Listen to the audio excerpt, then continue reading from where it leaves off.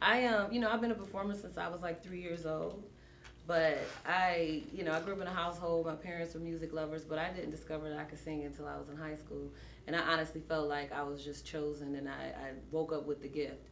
It wasn't something that I had, because if so, I would have been born with it, like from the day I was born, and that wasn't what happened. And so when did you start singing around the house? When did you go? I sang my whole life. I sang as a child. I vividly recall not having vocal ability, like very vividly. Like, and you would sing in your it sounded like, it did not sound like it sounds now. Trust me, yeah. Okay. Did not have vocal ability. And like I said, when I was in high school, I discovered I had vocal ability, and that's when I felt like I was given this gift. I was chosen to sing. Although at that time I didn't feel like it was my calling until after I graduated from college. But yeah, it was so definitely a gift. So what did you want to do then? So that means you weren't chasing music from young. What's funny? I've always been a scholar in school, and always wanted to go to college, and knew that I wanted to be in the business world per se.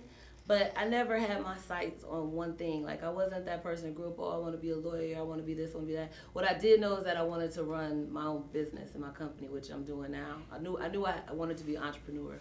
I could not see myself like working for somebody like the rest of my life. That's the only one thing I did know. Okay. So somehow, through the journey that I went through, I ended up being able to do that through music now. So. Okay. So let's take it to you, Wordspit. I know music is deep in you too, but I kind of have a twofold question. Music is something you want to do, correct? Yeah. What keeps you doing music? What keeps me doing music is just that thought of just stadium status. You know what I mean?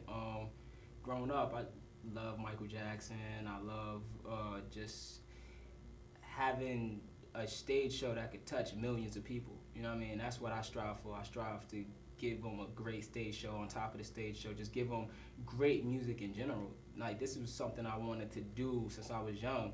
Like, even before I even wrote any raps, I would go to the studio and just rap for hours as a kid. Like, and I'm talking about real young kid, not no like, oh, I got like 10 years old and I wanted to rap. Like, I'm talking about like 5. Like, you saw somebody do it, or you just my father, he played, jazz and funk and stuff like that, so he was a guitarist. And my cousin was pretty nice with the mic, mastering this or whatever.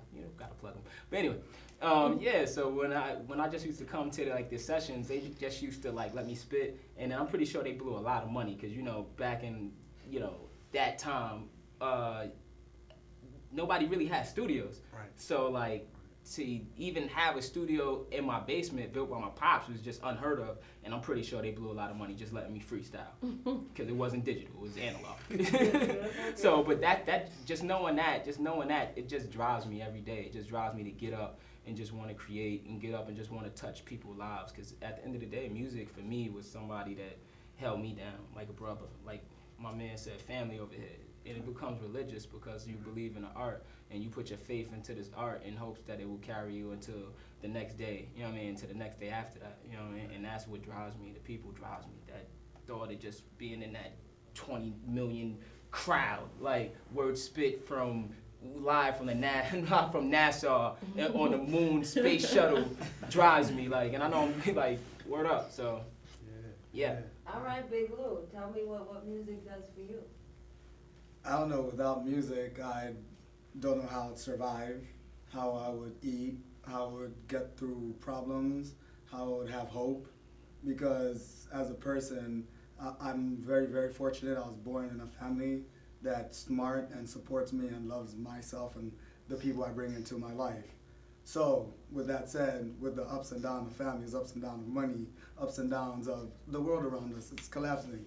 And all I have is music, because it just rings inside of me. All right. So, yeah. So I asked Wordspit this question the last time I spoke with him, and he gave me a really interesting answer, quite short and sweet. So I'm just interested to see what I'm gonna get from you guys. And Jimmy, you're included because you're a performer too, especially with the drums and the instrumentalism, right? If that's a word. Right. So I asked him, you're in a stadium, there's crowds of people, you're screaming. The lights go down, it's just you, a spotlight, and a microphone. What do you do? I bare my soul. every time I perform, every time I open up my mouth, it's me sharing my soul with the audience and connecting with them and giving my live energy through sound that I've been given as a gift, and I share that. So in that situation, that's exactly what I'm about to do. I'm about to share my soul with whatever audience is there. Okay, what are you guys doing? I think that coming from my background, being more in the background as a producer, it's really something that it's new to me, as far as being more out open. At the same time, my lifestyle in the past has kind of been something that kind of fine-tuned me or just kind of helped me to get over that. Being in church, speaking to young people. I'm also a teacher, which you know about it. I Right, teach right. high school kids. Yeah. So it's something that you have to get over whether you want to or not. These are kids that are, dysfunctional. These are kids that have, IEPs and are labeled as trouble. And if you don't have a voice, you will get swallowed up. Since you say that, I want to go a little deeper, and I don't know if this is my ism, why I asked this question, but I'd love to get your take on it. Now, logically and intellectually, that makes sense to me when you say, okay, these children or these people, are dysfunctional.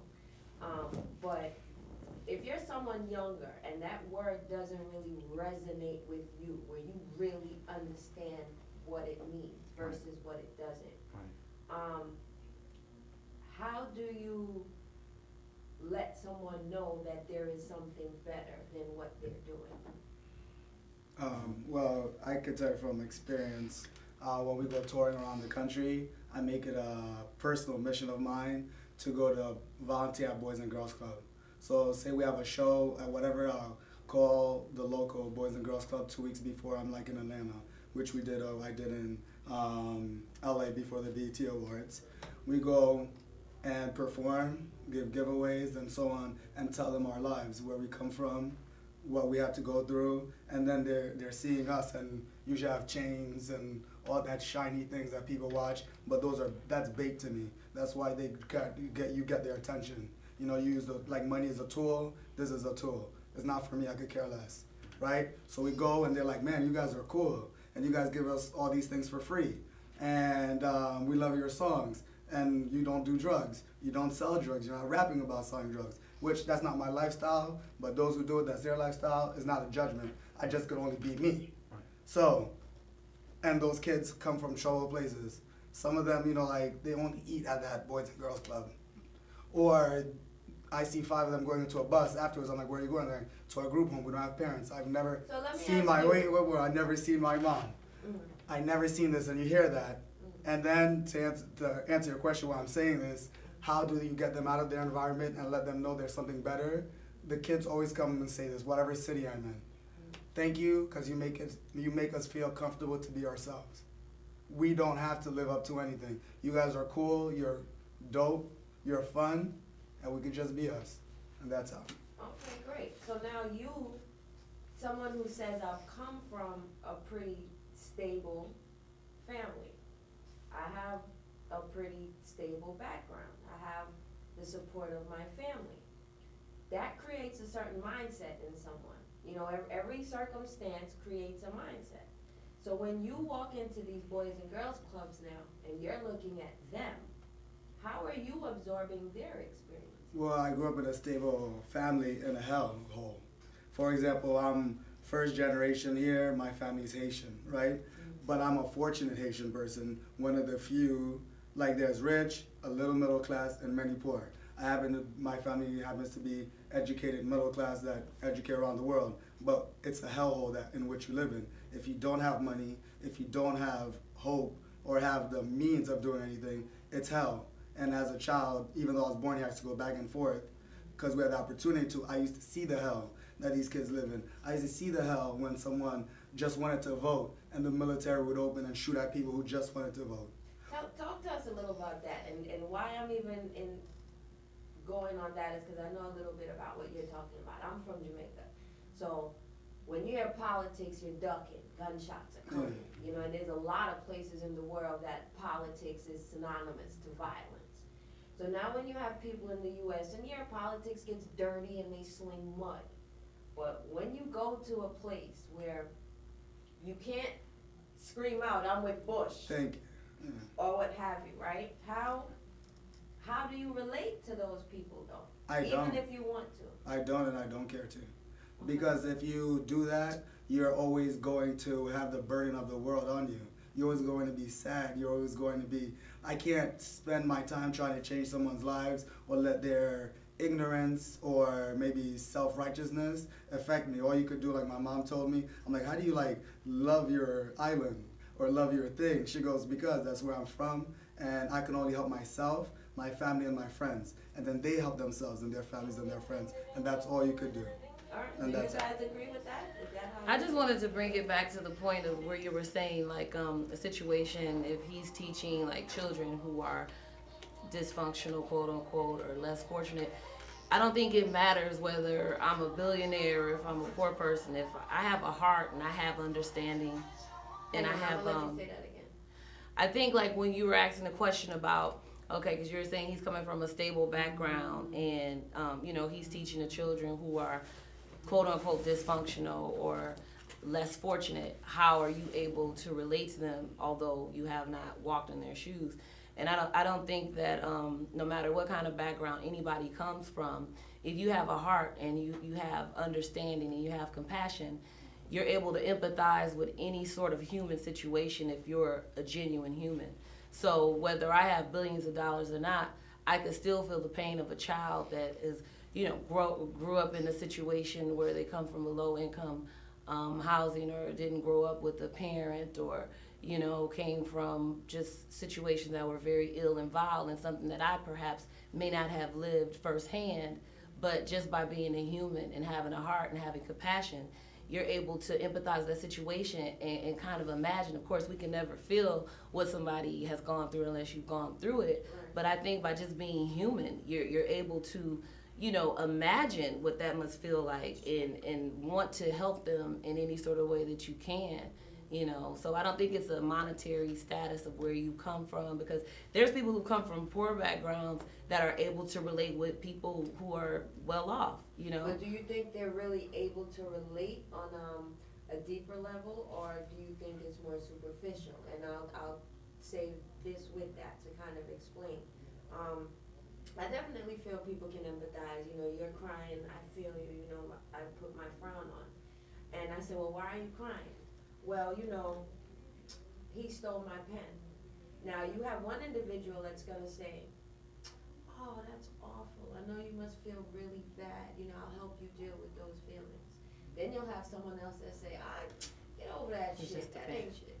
So, when you say relate, how would you further define that? Like, on which spectrum, on which end would you be? Would you coddle or would you misdirect? I think relating in the true sense of what that person is feeling, it would be judgmental for me to say, oh, it's just a pen, because I don't know what that pen meant to that person. So if you're going to relate, you have to relate on the deepest level of relating. Other than that, you're not relating. Like you said, it's superficial. It's not really going through the layers of getting to the core of what that person is feeling. Because if you're sad, it doesn't matter if it's a pen or a toothpick. I'm trying to relate to your sadness that you're feeling. And try to make you feel a different way about it, you know. Now, when you're talking with these students now, and you have someone that, let's say, I want to understand you, are the kids responsive to that? Or they're like, just get out of my face, you can't help me? Well, for one, I think education has been one of the best lessons I've ever experiences that I've ever experienced in my life.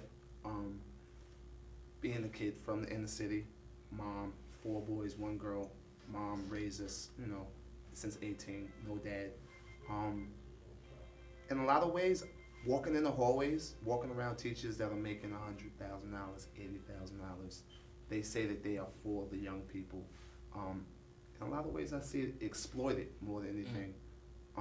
You know, these kids are, you know, and when I say, you know, labeled as dysfunctional, that's the terminology that they use.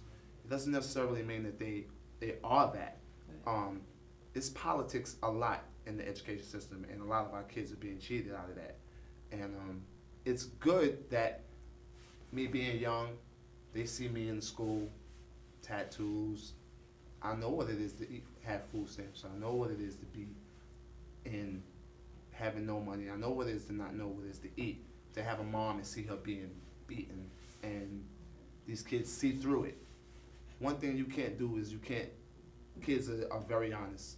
They see through the BS. They see clearly through you what you're about. And I don't try to share my story to them to feel like I'm in the same area as you, you know. And in a lot of ways, my life has been one where I worked for everything that I got, and wherever I got, I appreciate it. But when I look at their life, it's almost like a mirror. You really start to appreciate that even in your situation, to them it's much better than what they had. Okay. So I appreciate that. But at the same time, I look at these educators and I'm like, you guys are making $80,000, $90,000, and yet these kids are not being successful. They're not winning. It's about politics with you guys. So how do you feel about, and forgive my ignorance, and I just watched this piece the other day, I thought it was amazing. The lady they hired in DC Yeah, to the change. Asian lady. Exactly. Yes. Tell me, what's your feeling on what her method and what her purpose was, and how it kind of. Well, they kind of put her in a tight situation, and you know, she did the best that she could, but at the same time, she does not necessarily. To me, it doesn't necessarily mean that she was the right person for that position, and honestly, you know, she did the best that she could. I'm not Do you mad think at. she did good things? Did I you think like she some of the things? couple she did? good things she did, couple bad things she could have done over, or she could have revamped it. So you think she was just too militant? A little too much. I mean, it was just a little too brash. With the changes and kicking teachers out and just, you know, at the same time in certain places that works. You know. Can I stop you there? Because you just said something that actually offers a great point. Now, when we get, as adults, frustrated with our children, we walk away from them, we put them in the corner. Right. What do we do to teachers then? How do we get them to We put them in the rubber rooms, Okay. and we still pay them the $100,000, and we make excuses for it. And that's where politics plays its role, while our kids are So sinking now deeper. marry that with her method. If her method isn't the appropriate method, But you know what? You know what's so funny about that?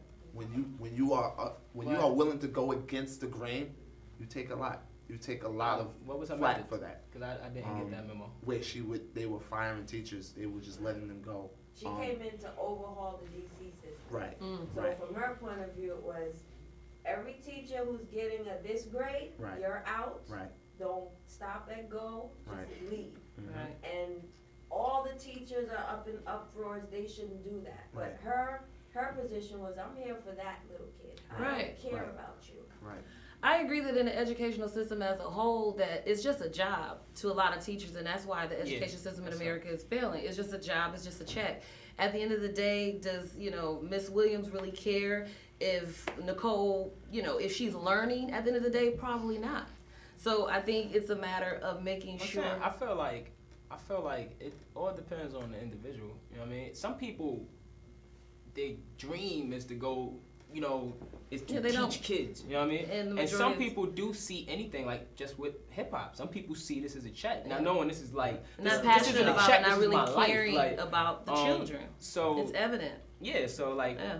But at the same maybe time, I'm could you hearing a teach- method. If somebody's getting a C, sometimes a kid needs a little bit more help. That doesn't mean that the teacher is bad. Maybe like the kid needs a little bit more help. And certain things, like I'm horrible at math. You know what I mean? And I've always been horrible at math. And I say that because they was just letting me breeze through math. You know what I mean? So do you feel they should have done something to help you? Do you feel you were giving them signs where I need help? Or did you say to them, I would love an extra hour after school to understand this? I feel like sometimes you should be able to look at, as being a kid, coming from kid, like sometimes you don't want to feel like an idiot. You know what I mean? You don't want to feel like you're slow or kids teasing you, cause like kids can be cruel. Like, you know what I mean? So like I wouldn't approach the teacher like that, but you could tell from the work, you know what I mean? And that's what you're here for. You're here to oversee what we're doing. You're not here to just be like, cool, I'm clocking in, I'm clocking out. You're here to basically teach us and educate us. So if you see a kid, They'll let getting it slide. 65, like, and And they letting let it it slide, slide, yeah. like, maybe you should have been like, And hey, those are the policies that involve. hey, you got a 65. There's some places you probably need to tighten up on. Let me see how can I help you. This program is for this. Maybe you need to do this, that, and the third. But obviously, it wasn't like that because during that duration time of the 90s. Going into 2000, it was a lot of just letting people slide, and that's, when it came to that breaking point, of just we gotta do something now. Now we can't just let people slide or just get over or just get a pass. You know what I mean? Then it became, it's time to look at the teacher. Oh, it's time to look at the teacher because sometimes the kids aren't really bad. Like the kids. I want to play devil's advocate here. Wait, can I say something? Like we live in a society in which they, because of bigger politics, the teachers are not, good teachers are not given credit. People don't care about the teachers. They just care about cutting their pensions, cutting blah, blah, blah, because there's less money that they need to give to the states or whatever so they could keep in their pockets. No, you're right though. It's 50, so that's one thing too. It's 50-50, so, but yeah, you gotta come up with a correct method to weed out. The top is already broken. That's what I want to get at. But the top's already broken. So how am I a teacher at the bottom when on top of me the system's already fixed against me? So let me say this, because there's actually a few ideas that I'm hearing out of what you guys are saying, and it puts me back into that we're chasing our tails. At a certain point, we can do this for eternity. Right. But someone has to go off the track to make a change. So the first thing to Wordspit is, I dare say, you as that student who needed help in math, have to find the strength to say, I need help in math. No, you're right. You know what I mean? You have, on the teacher's behalf, and granted, I don't think every teacher is in it because it's their passion and they're gonna go until you become a PhD. You know what I mean? But I definitely think it's on both parts, you know what I mean? And the reason why I'm saying that is because for the kids that are looking up to you, I'm hoping that they're empowered to say, you know what, all right, my But teacher's all right. I She also doesn't feel see that me, you're but I'ma a tell her. teacher. You know what I mean? This is somebody you're supposed to be learning from. Mhm. You know what I mean? Kids. Well, tell me Or where you kids got are the idea kids from. are Tell me where you got the people idea of school. kids huh? Before you finish, tell me the first concept you got in your mind of school. When mommy said you're going to school, I where hated did school. you think you were going? All I right, hated why? school. Why? I didn't want to be there. I felt Why? because I wanted to watch cartoons all day. So that was your reason. It wasn't Like, anything against school. It was. It just wasn't nothing going- against school. I just wanted to do something else. All right. So you were fighting from day one. No, I wouldn't say I was fighting because it was things in school that I did like. Just because I didn't Recess. want it. Just because I didn't want it. Yeah, recess. Exactly. That's exactly what I was saying. Recess. But nah, seriously, like I enjoyed reading. I enjoyed. You know, what I mean, when you get into what school becomes, it's basically like you there you with your bro. You know, what I mean, he doing his thing. You doing your thing. Like and then like. So it's social. You went Yeah, to it's school social. for social. No, I didn't go to school to be social. I went to school to get a goddamn education. Did you But it really, just or happened. It that's just why you were happened. sent? Huh? Did you go for your education, or is that why you were sent? After a while, you get programmed into going for your education. Like at first, Okay. name one person that went to school and was like, "Yo, Well, I that's love what school. I'm saying. I'm Caribbean. straight off." I'm Caribbean. Yeah, your mom, I have See, to. your mom should have I'm killed you. sorry, though. yeah. Your mom Wordspit. should have killed you. Yeah, but they allowed me Your to. your moms don't play that. But I never got You're spanked. Haitian. Yeah, but I never got spanked because they told me that education is the only way out. And Education is then I saw Martin Luther King and I saw Gandhi as a child, and when I lived there, they kept calling me nigger this, nigger that, and I'm like, what? Well, that doesn't hurt me. I don't get that. That's a word. And then I explained to my parents, and they're like, read these things. And I was like, okay, through education, no one can stop me. I haven't worked for someone for 5 years of my life. Why? Because I got an education, and no one could tell me yes, no one could tell me no. I make those decisions because of school. So, But like I would say this, a lot of Caribbean families are way stricter. Way, it's like crazy. They're crazy strict opposed to American Do families. you also know that the curriculum in the Caribbean is retarded next to USA? I'm pretty sure the curriculum anywhere is Yes, it is. kind of like look at the curriculum in Japan or the curriculum in China, like it's pretty intense. Right. So Everybody's like, ahead of the U.S. Right. as so far what as does that education. mean for your children? Well, I don't. I plan mean, on we having need to any work time harder. soon, so I don't know what that I'm with means. Esnavi on that one. I know. All right. we need to work harder. I think you have a lot. I think just from seeing it from the education side and then seeing it from just a regular ground level, I think with it you have a lot of great teachers and then you have students. I think somewhere in the middle there is no connection. It's not that the teachers cannot teach. It's not that the students aren't there to learn. It's somewhere in the middle where there's a connection between that student and that class. The epiphany isn't happening. It's between them. something in there that's not reaching them, Homeschooling. which is weird. I At mean, the same honestly, if time, I was, you're not getting the buy-in from the parents. I'd be homeschooling. They It has wouldn't to be be, it has U.S. to start from home. Homeschooling? Education. They all have to kind of work, hand in hand. When you don't have no I support can- from students from parents at home because they're just working, Right. to pay bills. Right. No, There's you no The can real- still latchkey get kids. There's I no was a latchkey reinforcement. kid, I get it. It's hard to reinforce, Yeah. certain things that when you have a teacher that's strong about, hey, do your homework, do this, that's strong about Yeah, it. when At you the got same somebody time, showing that same support is not at home. It gets lost in translation. No, but you know? sometimes when you So it's- sometimes you'll go to a class because that teacher was showing that Right. like that compassion like The my connection. the teachers in my reading class was so compassionate about reading. It was like cool. I might need to be here. Like And they can make the subject could make it fun. more fun. But I mean, I agree with you. It deals with the student and it also deals with the teacher. And above all else, it deals with the family. It deals with your foundation. I mean, it depends on where you're coming from because again, there's some people. I mean, I know people who have gone on to get their PhD. They came from broken home families where the parents weren't educated at all. So in that situation, the family didn't have a good influence, but they had the adverse influence because the child was like, you know what, I want to be completely opposite of my parents.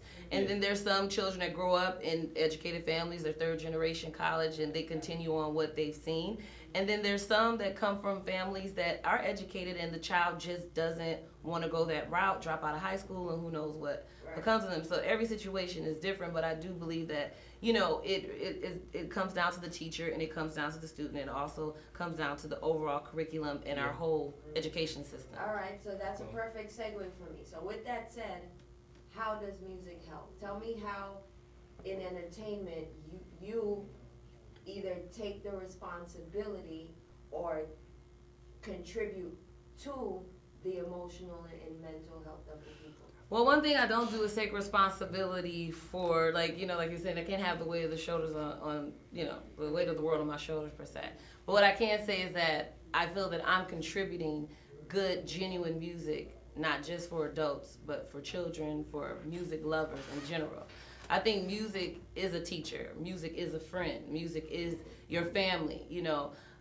When people are in bad situations, music can help you through that. Yeah. So we're all teachers and we're all part of every child's life and family. I mean, it's a very important part of children's lives growing up. I mean, for me, I grew up listening to music and it helped me through a lot of things. It just helped me become the person that I am. But as far as having a responsibility, I feel that my responsibility is to contribute the truth of my soul and why I'm here and why I'm writing songs and what I want to evoke from people to make them feel emotions. I mean, that's why I do music. And I think. So when you write, or do you premeditate, or you just go with what's coming? Pretty much songs just come to me.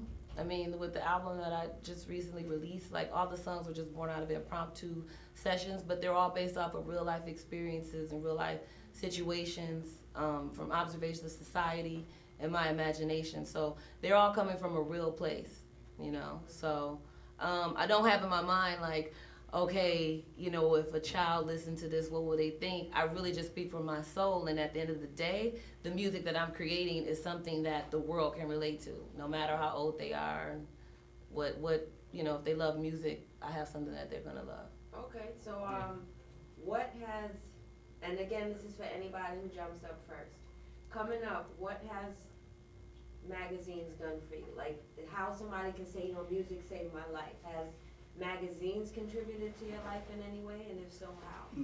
It's been a window for those that are not in that world. Hold the fast, culture. please. All right, go ahead. It's a window to a world that you're not in, for sports. Seeing Kobe Bryant in these magazines, it makes you feel like you're closer to him, you know more about that person, even though Kobe is thousands of miles away and you're in a little small town here, you kind of feel a lot more personable about you feel more like you know more about what's going on, More connected to him. There's people